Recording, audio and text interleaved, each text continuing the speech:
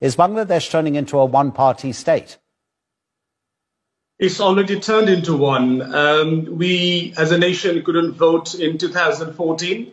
It was a one-sided election, and 154 members of parliament were elected without a single vote.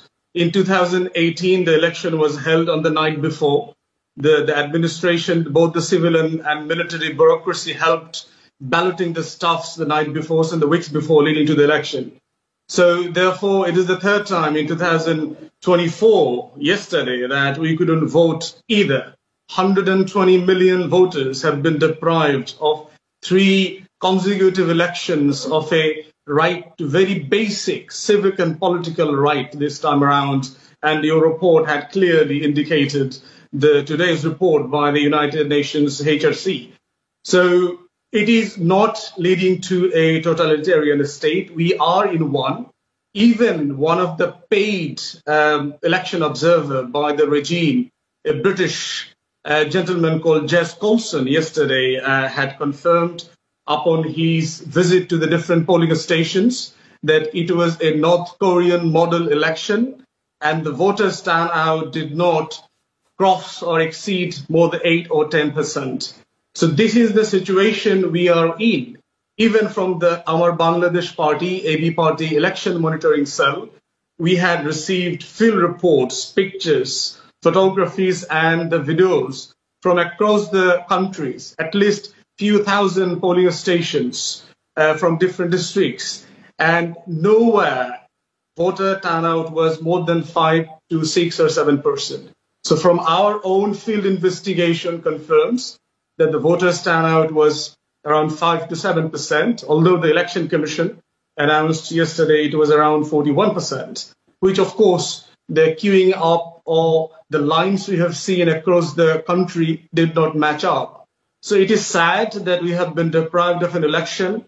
Democratic backsliding has been going on for a few years. Our friends and development partners in the West, in America, Europe, have been repeatedly urging the regime to get back to the democratic path, get on to the rule of law and human rights, which sadly the regime did not give any heed to. So it is a totalitarian state, a North Korean model now. Yeah, it's quite rare that the United Nations should speak the way Volker Turk, the human rights chief, has spoken about Bangladesh.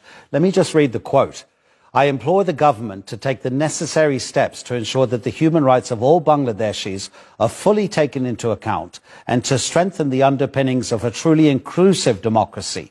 And he talks about opposition supporters being detained arbitrarily, subjected to intimidation. He talks about mass arrests, enforced disappearances, blackmailing and surveillance, all methods he believes have been used by law enforcement officials in the months leading up to the vote.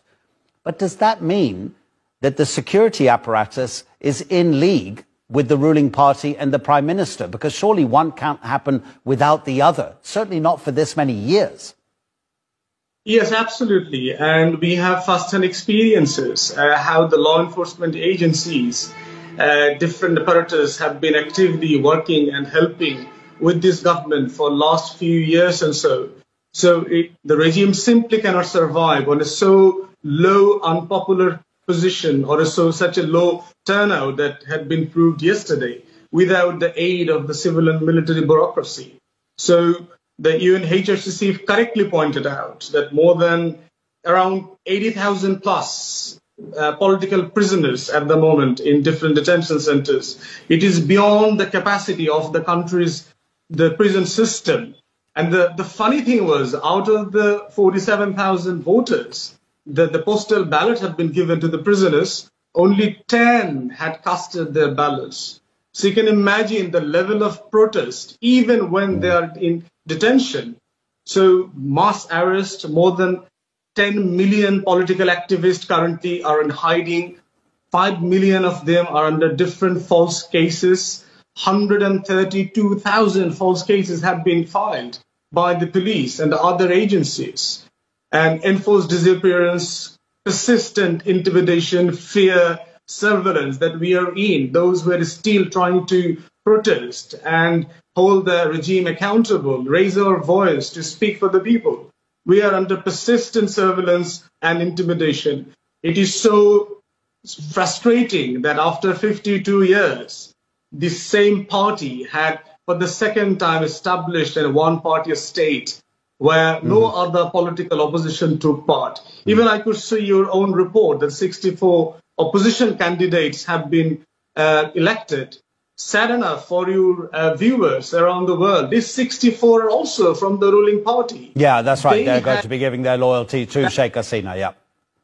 Yeah, they had staged this election, official ruling party candidates, unofficial ruling party candidates, independent ruling party candidates, dummy ruling party candidates, fake ruling party candidates. Wherever you look at, out of the 300, all of them are from the ruling party under the different marks, different made-up Queen's parties and different symbols. But they're all nominated by Sheikh Hasina, Her Majesty the Queen of Bengal at the moment. And you're going to see in few days' time her coronation for 2024 enthronement.